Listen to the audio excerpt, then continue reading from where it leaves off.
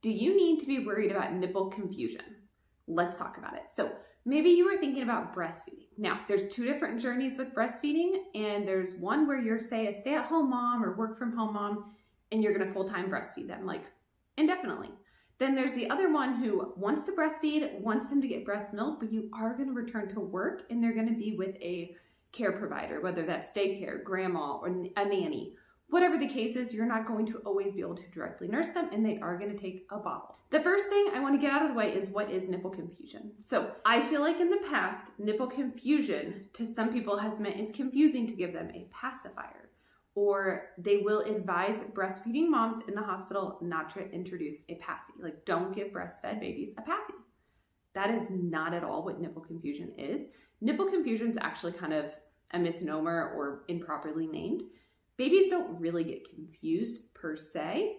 They might get frustrated if they're sucking because they want milk and you're just, placating them with a pacifier. They might be like, I'm not getting anything here, and it could cause frustration. Also, pacifiers can just bring temporary relief or getting you through in a pinch till you can nurse them. So I was a nursing mama.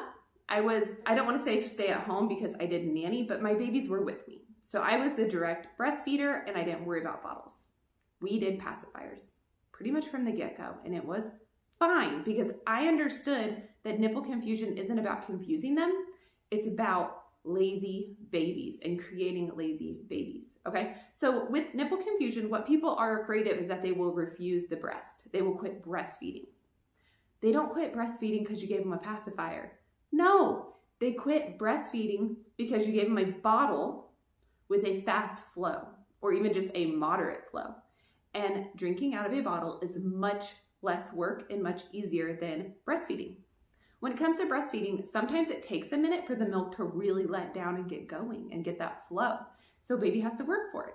You start introducing a bottle either too frequently, too young, or with too fast of a flow, they will quit breastfeeding because it is so much easier to take that bottle. They will refuse working hard for the breast. So this is where I just want to encourage you that pacifiers really aren't a problem, in my opinion. Now, I am not a doctor. I'm not a lactation consultant. I'm just a mom who breastfed two babies. Each of them made it over a year, directly nursing, using a pacifier, and I will say not taking a bottle, / getting to the point where they did refuse a bottle. Okay, so that's my story. I'm going to talk both sides of it, but again, my experience is directly nursing. There was no confusion with the pacifier. Okay, there's no confusion. The problem is creating lazy babies. So here's what you want to do. If you're going to directly nurse and you don't care if they take a bottle or not, don't worry about it. Use it on the rare occasion. Again, keep it a slow flow nipple and go back and forth between bottle feeding and breastfeeding. Great. If you were like me and didn't care if they took a bottle, don't worry about it. Don't introduce the bottle. They just breastfeed and that's it. Now, if you go this route, you can't leave your baby. We had a situation where I actually ended up in the hospital a few months postpartum, and my husband was literally driving the baby to me to nurse as often as possible. And my baby wasn't doing the best at taking a bottle for my husband when she couldn't be with me in the hospital. It was not a great time for him. He was like, she might starve a little bit until you get out of the hospital and can nurse her. And he did his absolute best. But in a situation like that, directly nursing can be a little bit risky. It worked out. In the end, your baby is going to eat, but yeah, directly nursing can have that downside where you can't go on a girls' weekend and leave your baby. You can't go out for long periods of time without them, okay? When your baby cannot take a bottle, you are chained to your baby. It's a curse and a blessing, okay? So that's the route of not introducing the bottle and getting them to the point where they will not take the bottle.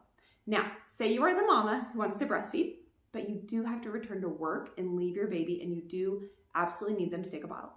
Here's what you need to do. So you need to nurse them most of the time, but you do need to introduce a bottle. It's up to you at what point and how frequently.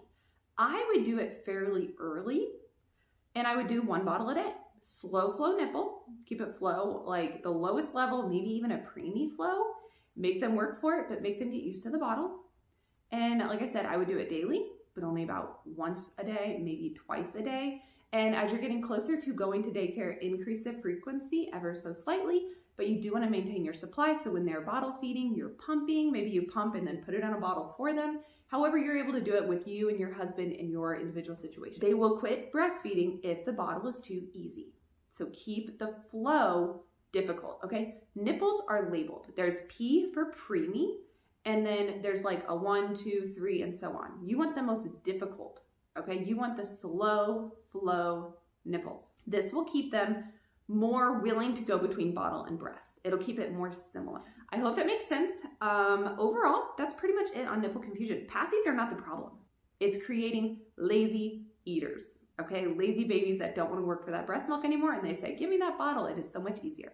It's not nipple confusion. It is lazy babies, okay? So don't do too many bottle feedings if you want to keep breastfeeding up in a part of your routine. It's up to you how you make this work. I know for some mamas, they nurse in the morning.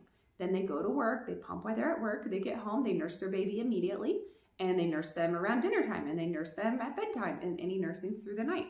If they're with baby, they nurse them.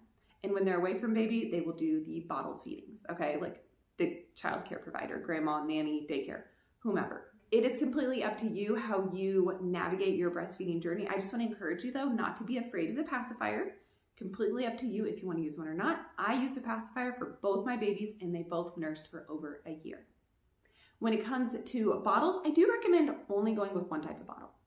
My reasoning for this is not that I'm worried about them getting confused, but it is overwhelming to go from mom's breast to this type of bottle and this type of bottle and this type of bottle. Also, as a practical component, you as the parent, having one type of bottle to wash, put away, store, much easier than having like 3 different bottles. They're all gonna have a different nipple, a different ring, maybe a different filter inside the bottle, and that's a little more complicated, more storage in your kitchen cabinets, and more to manage. So I would recommend going with one bottle type and trying to stick with it, unless your baby just absolutely refuses it.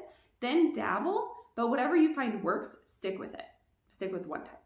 Okay, I hope that makes sense and I hope that encourages you. If you would like to check out any more breastfeeding resources, I have plenty on this channel as well as my other YouTube channel. I will link those down in the description.